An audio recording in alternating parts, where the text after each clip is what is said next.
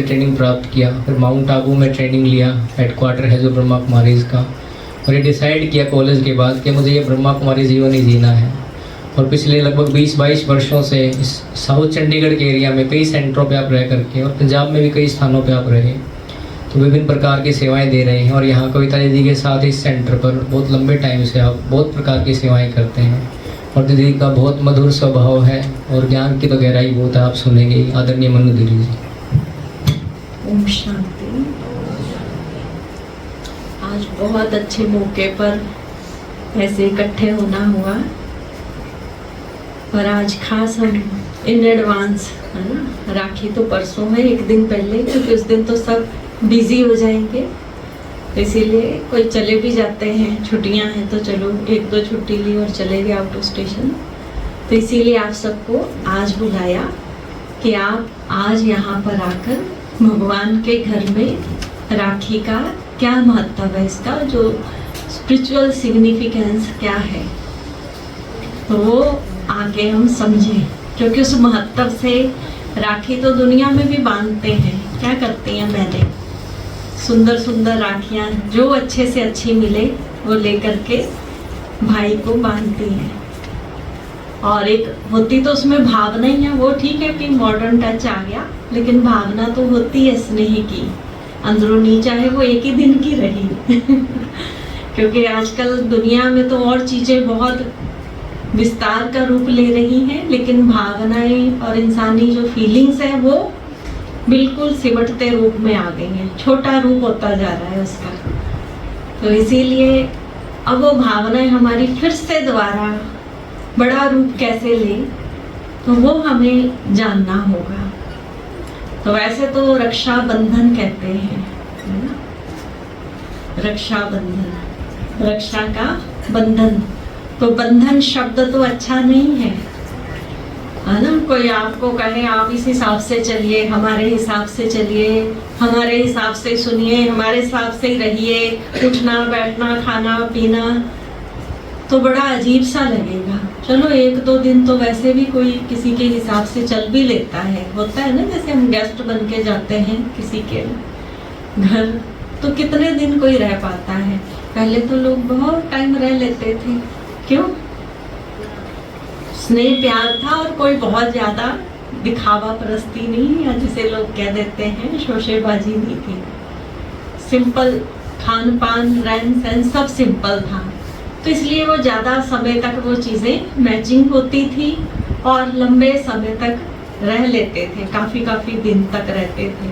और कोई थोड़े से नहीं होते थे परिवार के सदस्य, जब इकट्ठे होते थे रिश्तेदारी में तो काफी बड़ा परिवार बन जाता था, 30 मेंबर्स का भी हो जाता था। आजकल तो कहते हैं आज हमारे गेस्ट आने वाले हैं, कितने आने वाले हैं 2 आने वाले हैं, 1 आने वाला है, मतलब ऐसे इतना अपने आप को बिजी शो करते हैं। तब तो कोई बोलते नहीं थे, लोग ऐसे हंसते हुए खुशी काम कर रहे होते थे, तो पूछते थे कि आज क्या है, तो आगे से ये कहते थे, आज मुस्कुरा के कहते थे आज हमारे घर मेहमान आने वाले हैं।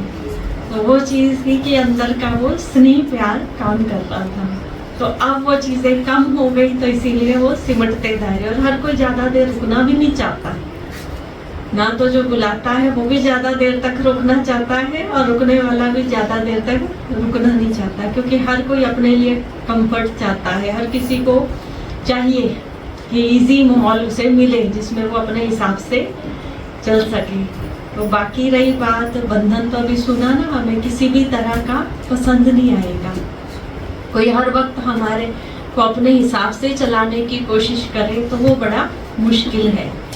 तो अब बात आती है कि बंधन में तो बंधना, वैसे तो बंधन को अगर हम एजुकेशन की लैंग्वेज में कहें तो वो एक डिसिप्लिन भी है, जैसे स्कूल्स में होता है डिसिप्लिन, हमारा भी फैमिली लाइफ में भी हर इंसान का एक डिसिप्लिन लाइफ शुरू हो जाती है, सुबह उठने से लेके रात के सोने तक। आपने देखा होगा जिन परिवारों में ऐसा शेड्यूल नहीं होता, उठने का, खाने पीने का कोई असूल नहीं होता, तो क्या होता है, परिवार का सिस्टम बिगड़ जाता है और परिवार टूट जाता है। टूट के क्या होता है, बिखर जाता है, क्योंकि उस नियम और संयम में चले नहीं ना, बंधन में डिसिप्लिन के बंधे नहीं।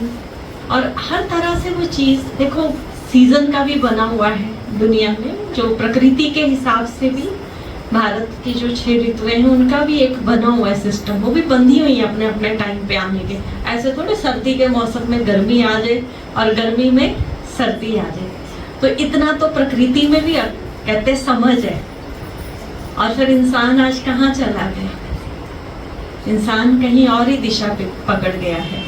तो प्रकृति को भी पता है कौन से समय पर कौन सी चीज़ देनी है, चाहे कोई हमारे यूज़ की खाने पीने की चीज़ें हैं, कितना कुछ हम कुदरत से ले रहे हैं, पर वो अपने पूरे नियमबद्ध तरीके से दे रही है। और इंसान है, उसकी कोई दिशा ही नहीं रही है। कोई कहे कि आज मतलब कोई किसी से हंस के प्यार से बात कर ले, खुशी का मौका है, पर वो भी नहीं हो पाता।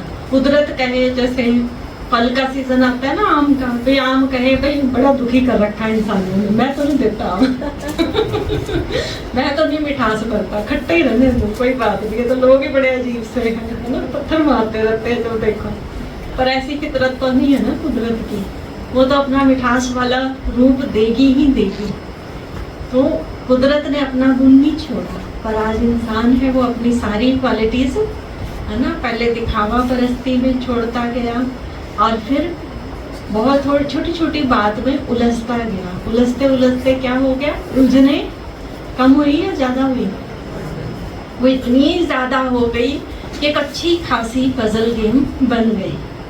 अब उसे खुद को ही नहीं पता उस पजल से कैसे निकलना है ना। बच्चों के तो जब कंपटीशन होते हैं तो छोटी छोटी पजल गेम बना के देते हैं, पर इंसान ने तो इतनी ज़्यादा बना ली है कि उसको ये भी नहीं पता कि इस वक्त कौन सी पजल चल रही है, उसमें से कैसे निकलना है। लेकिन इतना भी मायूस होने की ज़रूरत नहीं है, उस पजल से निकलने का तरीका परमात्मा बताते हैं, और वो तरीका है ध्यान के माध्यम से, मेडिटेशन के माध्यम से।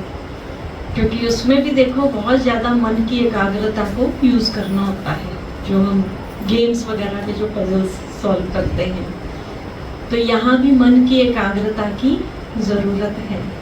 जितना ज़्यादा मन एकाग्र होगा, जिंदगी की हर उलझी हुई बुद्धि को हम सुलझाते जाएंगे।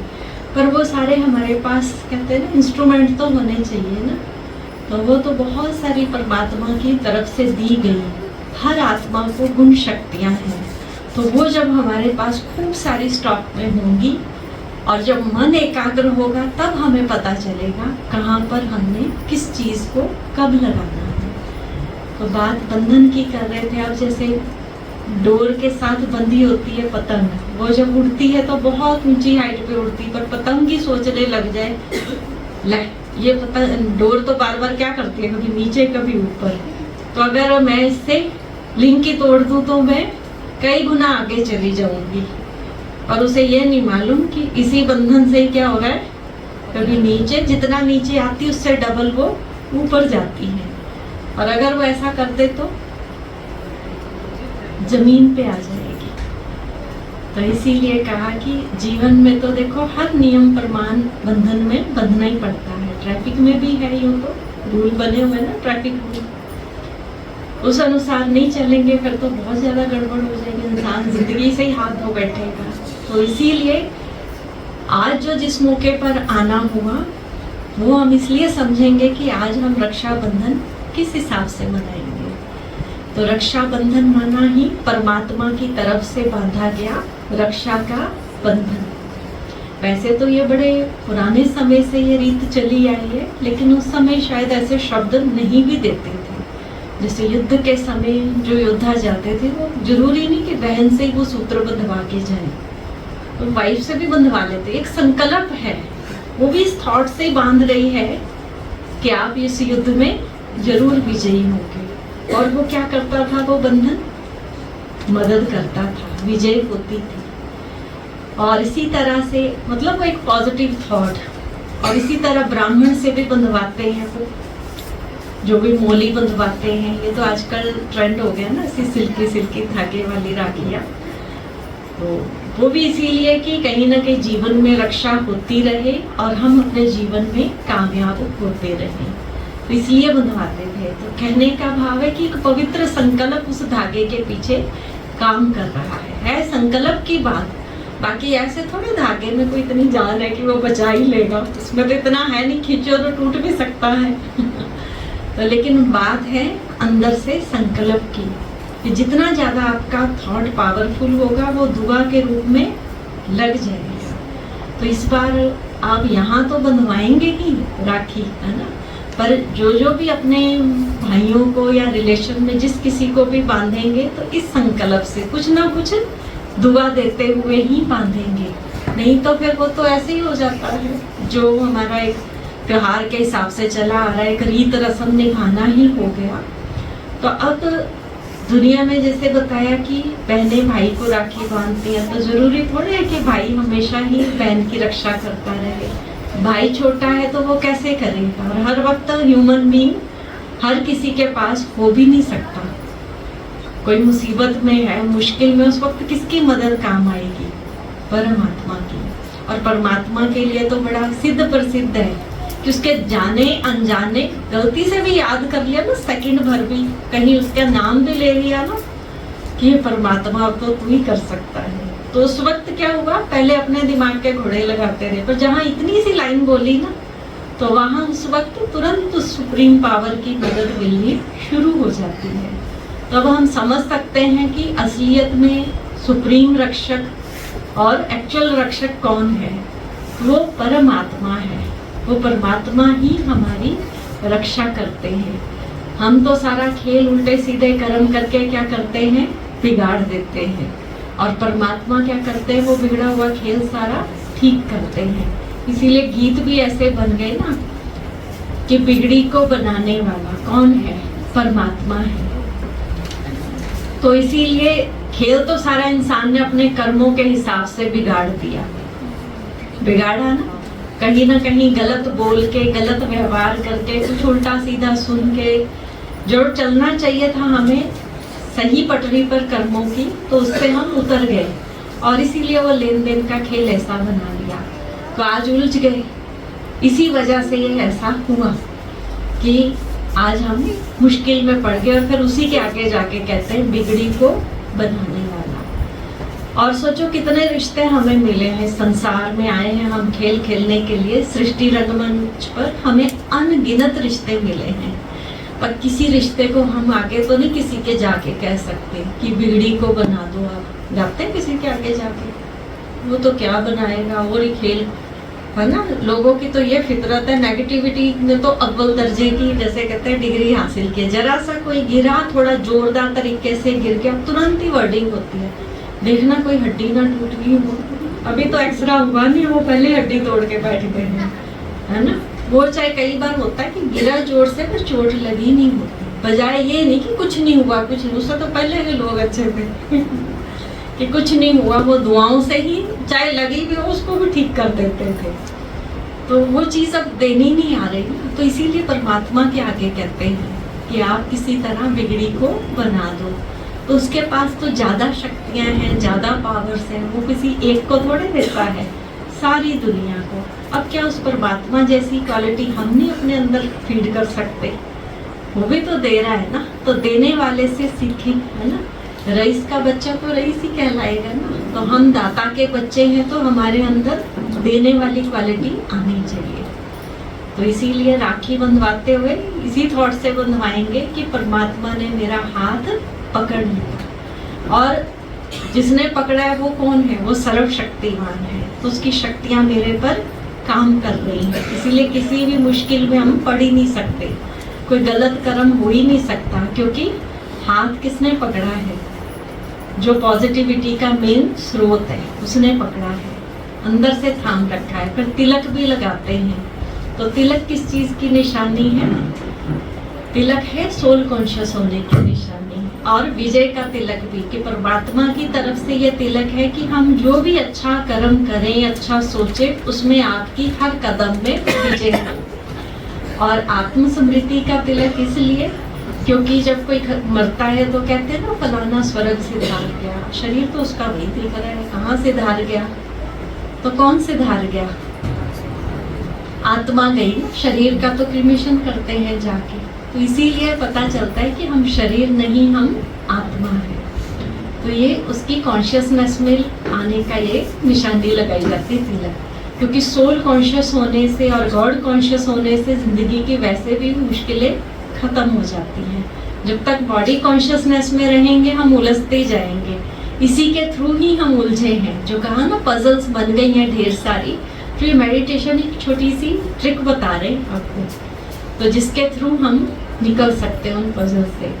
फिर मुख मीठा कराते हैं, वो मिठाई वाला मुख तो थोड़ी देर के लिए मीठा रहता है, अब किसी को खाना भी नहीं होता मीठा, पर ये वाला मीठा किस चीज़ का प्रतीक है? जो बात कर रहे हैं कि हमेशा अपने पास मिठास का इतना स्टॉक रखें, अंदर शुगर फैक्ट्री इतनी ज़्यादा रखें कि जो कोई पास आए, चाहे कोई करेले जैसा भी आ जाए, तो उसको भी चाशनी में डिप कर दें, उसका भी रूप चेंज करते हैं, ट्रांसफर करते हैं। तो हर एक को कहने का भाव है, दुआओं भरे शब्द, कामयाबी वाले शब्द अपनी तरफ से बोलते रहें।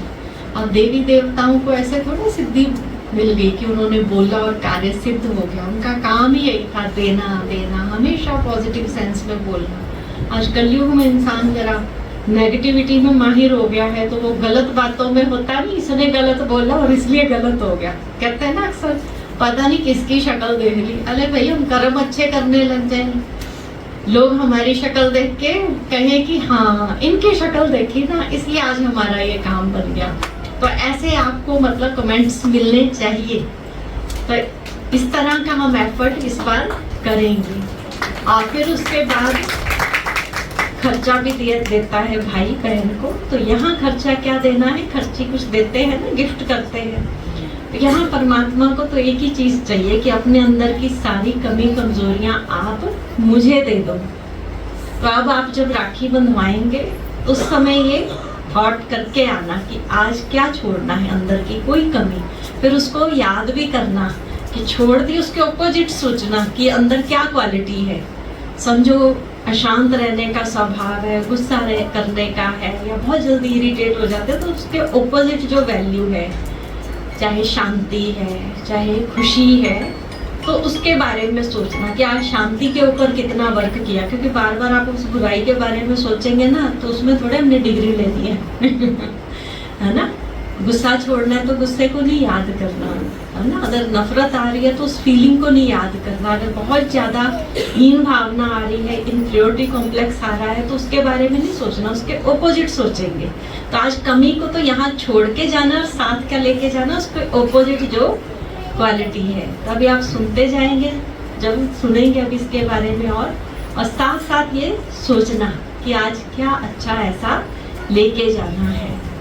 और इसी के साथ आपको रक्षाबंधन की बहुत बहुत दिल से शुभकामनाएं। आपके लिए हर दिन खुशियों भरा, तरक्की भरा, कामयाबी भरा हो। ओम शांति।